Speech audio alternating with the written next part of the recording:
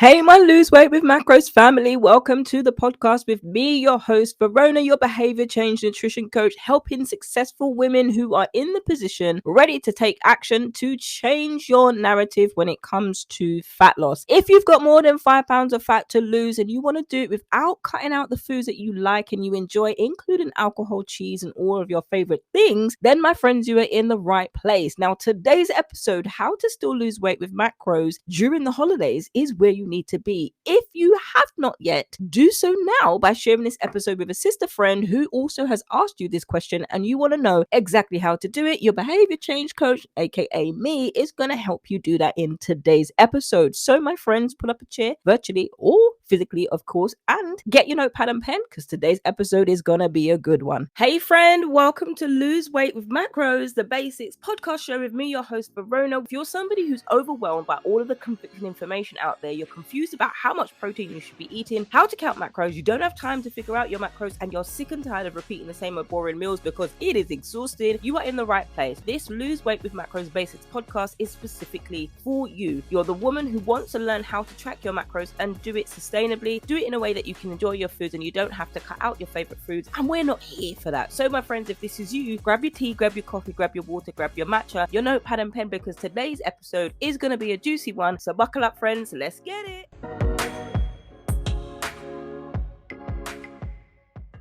So friends, I'm doing fantastic. How are you? Thanks for asking. I'm so glad that you are here and you're choosing to sit at the table with me today and talk about this very pertinent question at this time of year: how to still lose weight with macros during the holidays. Now, if you, my friends, are the woman who wants to eat all the food that you love for the holidays and still stay on track with your macros, but you're finding that it's extremely difficult to maintain a healthy eating diet during the holidays because of the abundance of varieties of foods, and that just makes you even more frustrated that you cannot eat everything and still lose weight. Firstly, who told you that? Who said to you you can't eat everything and lose weight? Firstly, go and deal with that person. In fact, tell me the name. Who told you that? Who said that? Who said that? Who said that to you? My point is, who are you getting this information from? Because I actually remember a time when I was trying to lose weight and somebody that I respected highly thought they were helping me, but actually, years later, I realized, you did me wrong. You weren't helping me in the slightest. You might have thought you were. However, it had more holes in it than SpongeBob or more holes in it than cheese. Now, the reason why is because they told me if you want to lose fat, just cut out carbs. However, when I was trying to do exercise and build muscle, I ended up looking really gaunt, that gaunt, sickly look, because what I was doing was not losing fat at all. I was losing a exceedingly fast amount of lean muscle. Now, if you recently follow me over on Instagram, VA Nutrition Coaching Podcast, until I change it to Lose Weight with Macros, you will see that I shared in my story the gains that I've built. They don't come by cutting out carbohydrates and not making sure I'm eating enough food. So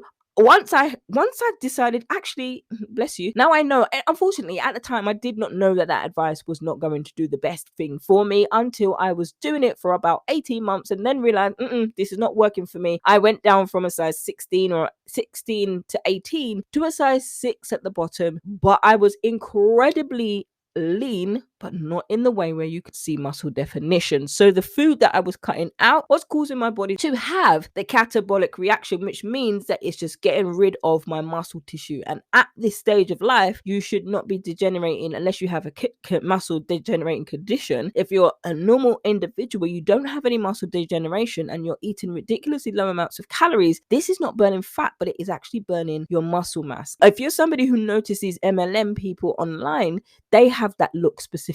They're not building muscle at all because they're not adequately training their bodies or eating the right amount of food to be able to put their body through that. So when it comes to eating in the holidays, it's important to understand and ask yourself where you're getting this information from. And if it turns out that the information is just full of restriction, then I'm telling you, bless them, love them, but don't follow that advice because it won't do you what you think it will do. Now, when it comes to holidays are supposed to be a time of celebration. But for many women, many women that you know, at one time in my life, it was me also, it is a time of stress and anxiety. Now, whether you're dealing with dieting issues or emotional eating, the holiday season can bring out your worst habits. Woo! at the table, cooking, when you're eating, when you're chilling out, you can just be snappy, grumpy for no reason. But it might just be the diet method that you're trying to use to lose weight that actually isn't working for you, and it's causing you to be hangry rather than hungry. And that, my friend, is why I'm here to share some tips as to how to still lose weight with macros during the holidays. Now, this is my favorite tip out of all of them. Don't focus on the quote unquote clean eating. Now, tell me, what is clean eating, please? Somebody tell me. I'll wait. See, I can't really hear a solid definition that I'm like, oh yeah, that makes sense for you to eat clean.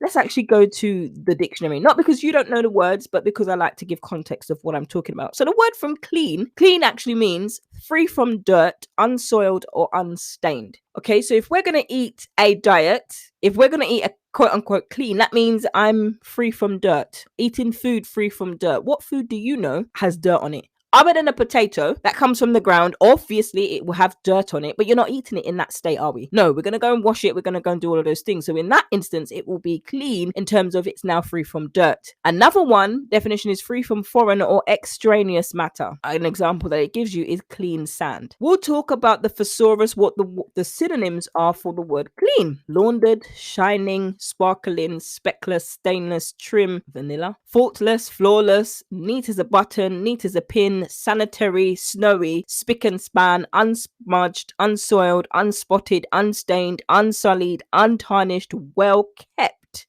How does this relate to food? So if we're going on clean eating according to the dictionary and according to the thesaurus, then we're eating faultless food, unsmudged, unsoiled food.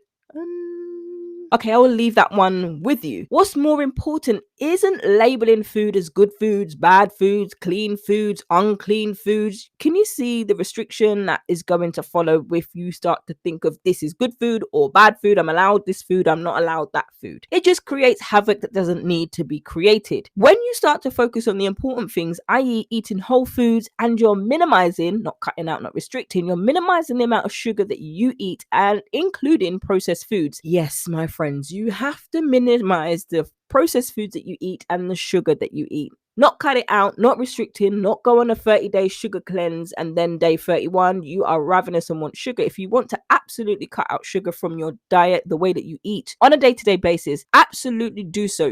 It's your journey. But if you've done a sugar cleanse before and then on day 31, or even day 15, you're eating the amount of sugar that you did again, and then you just restart your habits, has that actually worked? And if the answer is no, then the answer to the question is pretty apparent that you don't really need to do a sugar cleanse. However, if you are a self-confessed sweet tooth or sugar addict, absolutely minimize the amount of sugars that you're eating. And that is often the concern that doctors have when you are on the precipice of type 2 diabetes and they tell you to reduce the amount of carbs, or they tend to use restrict the amount of carbs that you eat. They're not telling you to cut out all of the foods that you're eating and maybe never eat sugar again. But when it comes to your health, you have to make the decision, I need to restrict the amount of processed food that I'm eating. Even if I like it, it's affecting my health right now. It's causing visceral fat, all of the things that can happen, and the doctors are trying to get us to reduce salty foods, processed foods, and sugary foods. It doesn't mean that you can't eat them, but the amount that you're eating, i.e. if you're eating 3 fast food meals from each different fast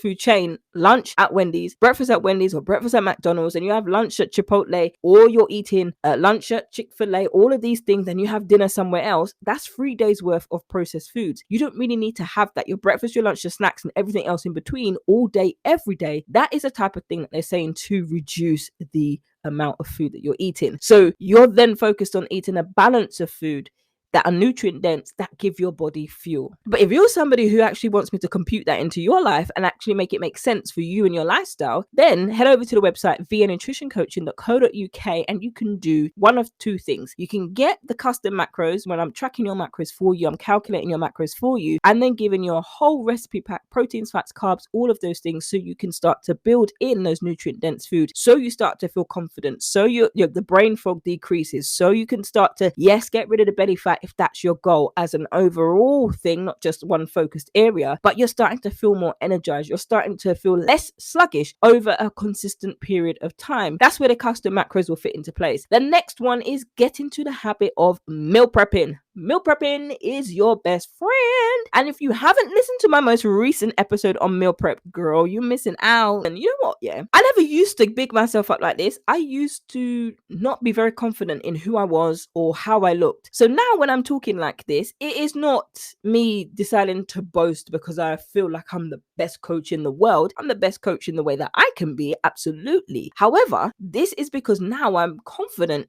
to speak these things because this is why I've created them, to help y'all, to help you. So, episode 165.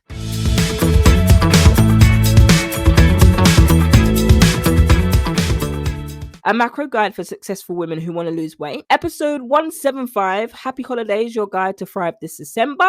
Episode 174, Successful Women's Guide to Macros for Healthy Weight Loss. You see there's a theme here, right? You can see, let me know, any of you that can actually see the theme. Okay, so episode 173, Why Meal Planning is a Secret Weapon to Making Monday Work. So that is the episode that you need to listen to. The best way to make sure that you're eating healthy throughout the holiday season is to still get into a routine. Now, I'm going to tell you my routine, and your routine might look a little bit similar to mine. Yes, it's going to involve Hallmark Christmas movies, Movies 24, Netflix Christmas movies, a bowl of sweet and salty popcorn, and me enjoying with my slipper socks that I like, which are my cozy slipper socks, and my hot water bottle. And that is going to be my routine, and enjoying the Christmas chocolate and enjoying the Christmas foods. I'm not a fan of mince pies. They are not going to come anywhere near my lips, but I'm going to be enjoying those foods. That's my holiday routine. My normal everyday routine, where I'm still making pre-breakfast meal pre-training meal before I go to the gym. Then I come back and I have breakfast. Then I have lunch,